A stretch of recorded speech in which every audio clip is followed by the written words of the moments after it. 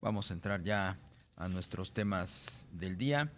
Vamos a charlar a continuación pues sobre qué está pasando con estos retiros que están haciendo trabajadores aforados, trabajadores que pues no han logrado recuperar en algunos casos pues sus fuentes de ingresos, sus trabajos y han tenido que recurrir a su fondo de pensiones.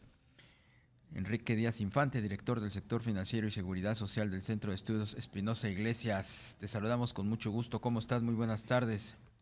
Buenas tardes, Darío. Muy bien. ¿Tú? Bien, interesado en conocer tu punto de vista sobre este dato que dio a conocer hace unos días la Comisión Nacional del Sistema de Ahorro para el Retiro.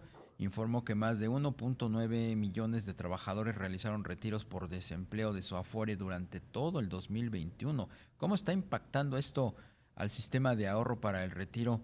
¿Cómo está impactando esto al trabajador? ¿Y cómo está impactando su pues vida de pensionado? Porque pues el horizonte para que pueda cobrar todavía pues es muy largo en algunos casos. Sí, Darío, yo creo que lo pones muy bien, ¿no? O sea, el tema es cómo impacta al trabajador y cómo impacta especialmente en su pensión. Y aquí lo que preocupa es que a falta de un seguro de desempleo, pues vemos que el trabajador mexicano ha tenido que recurrir a su Afore y muchos retiraron recursos y lo que va a ocurrir es que están pegando a su pensión y entonces vamos a tener viejos o cuando se jubilen, serán jubilados que no tendrán un monto de la pensión suficiente y eso es lo preocupante. O sea, es lamentable que no tengamos un seguro de desempleo, que las AFORES están haciendo esta función y además cuando vemos las AFORES donde más retiros se presentaron, vemos que esto se dio en Afore Azteca, Coppel y Citibanamex. Oh, son las tres más grandes, pero también Azteca y Coppel atienden al segmento popular, aquellos que tienen salarios precarios. Entonces, y es en ese segmento donde pegó más fuerte la pandemia, es donde hubo más pérdida de empleos. Entonces, no sorprende que sea este segmento donde más retiros se han dado. Y como te decía, pues esto impactará en las semanas de cotización y en la tasa de reemplazo, y vamos a ir a una movilidad social descendente de los viejos a estar en una condición socioeconómica peor de la que estaban durante su vida laboral. Y eso es realmente preocupante. Parecería un callejón sin salida, ¿no, Enrique? Porque pues para solventar esta crisis, muchos trabajadores, muchos pensionados, pues recurren precisamente a esta opción que les da la Afore, pero pues ahora sí que pueden quemarse antes de tiempo los recursos que en un horizonte de mayor plazo, pues es precisamente su seguro de vida una vez que se retiren. ¿Sería necesario hacer algunos ajustes a la legislación para evitar que se mermen precisamente estos aspectos de las cotizaciones y de lo que es la pensión?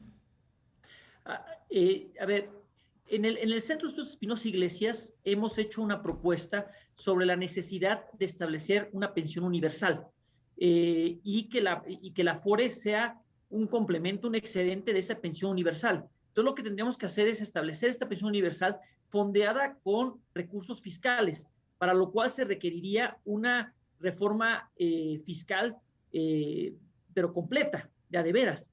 Eh, y si no se tiene esta pensión universal y nada más nos recargamos en las AFORES y no tenemos un seguro de desempleo, bueno, pues evidentemente en momentos de crisis como la actual o en momentos de crisis individual, que es un shock como la pérdida de empleo, pues la gente se va a recargar en su Afore y lo que va a pasar es que vamos a acabar viviendo una situación como la que en Chile hace algunos años vivieron, donde llegaron al momento dado de pensionarse y se dieron cuenta que las pensiones no les alcanzaba. Claro, y ahí fíjate, además ahí no tuvieron ningún tipo de crisis, Ujú. simplemente estos sistemas de contribuciones definidas, que es como las AFORES, pues ahí les alcanzó como una tasa de reemplazo, es decir, el monto de su pensión equivalente alrededor de 30% de su último sueldo.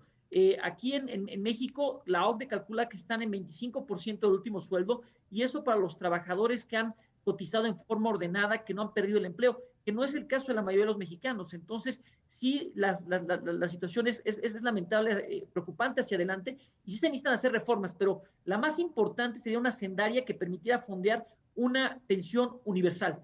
Ya eso, ya agreguémosle desde la AFORE y luego un seguro de desempleo. Son de las cosas que son urgentes de modificar en la seguridad social en México. Esta reforma que planteas, Enrique, ¿quién la tendría que hacer? ¿Tendría que ser parte pues de la política hacendaria? ¿Tendría que ser también algo en donde la Comisión Nacional del Sistema de Ahorro para el Retiro debería abocarse? Sí, yo pensaría que Hacienda, la CONSAR, tendrían que entrarle al tema de la FORE, quizás también la Secretaría del Trabajo. O sea, recordemos que el tema de las pensiones es un tema ligado al mercado laboral. Entonces, sí, la CONSAR, que es el órgano regulador en materia de pensiones, tendría que entrarle. Hacienda con propuestas para una reforma hacendaria de verdad. La Secretaría de Trabajo por el lado del empleo, o sea, varias dependencias, varias entidades, varios órganos desconcentrados tendrían que estar interviniendo, pero sí debería tenerse esto en mente. Yo creo que una de las grandes lecciones de la pandemia es que necesitamos un sistema de seguridad social universal, Ujú. fondeado con recursos fiscales, producto de una reforma fiscal, porque en caso de shocks, los más afectados son los más pobres, ¿no?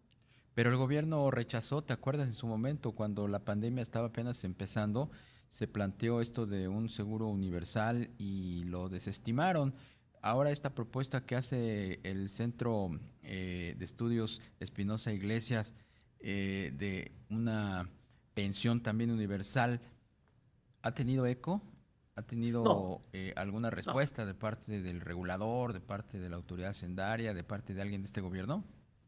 Mira, nosotros hicimos esta propuesta en el libro El México del 2018, eh, eh, bienestar, movilidad social para el bienestar, y es de libre acceso en nuestra página, se puede ver www.ceey.org.mx, es de libre acceso. Hicimos esta propuesta, se la hicimos en su momento a los candidatos a la presidencia, incluido al hoy presidente López Obrador, y no tuvo mayor eco, no hubo mucho interés, pero sin embargo yo esperaría y tampoco, como bien señalas, Darío, al principio de la pandemia, pues al gobierno fue cada quien rásquese con sus uñas. Uñas. La prioridad es cuidar el déficit público, no subir el nivel de endeudamiento, y no se tomaron ningún tipo de medidas, pero yo creo que ahora ya estamos viendo que las desigualdades se han incrementado y que hay el riesgo de que haya viejos pobres en forma abundante, y eso no es el futuro que quisiéramos.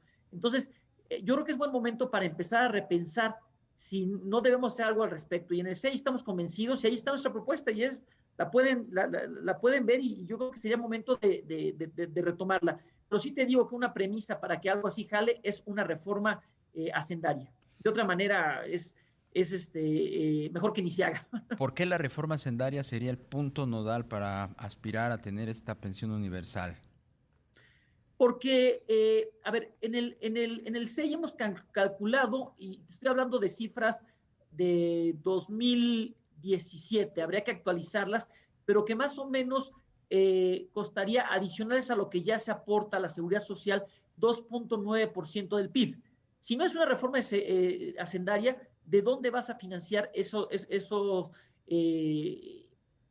puntos porcentuales adicionales que se requieren? Para llegar, nuestro objetivo es llegar a 5 puntos porcentuales que se gasten en seguridad social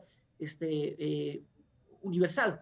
Y eso incluiría pensiones, seguro un paquete de pensión, seguro de desempleo, eh, entre otras cosas. Entonces, sí, la premisa es que se haga esta reforma hacendaria, porque de otra manera, pues podrías estar fomentando el que se incurra en un mayor endeudamiento para un gasto recurrente como sería el pago de las pensiones y de los seguros de desempleo, eh, y no estuviera cubierto esto con ingresos recurrentes provenientes de impuestos. Entonces, sí es una premisa para hacer una reforma de seguridad social y establecer pensiones universales, el que se haga una reforma hacendaria. Bien, pues ya lo pusiste sobre la mesa. Ojalá y alguien en el gobierno pues tome nota de esto que es bien importante. Yo me quedo con esa sentencia que pues ahí está. Vamos a terminar teniendo viejos pobres a este paso que va si no se implementan políticas públicas que permitan la recuperación del empleo solvente y la reactivación económica. Muchísimas gracias, Enrique Díaz Infante, director del sector financiero y seguridad social del Centro de Estudios Espinosa Iglesias. El agradecido soy yo, Darío. Hasta Hasta luego. luego.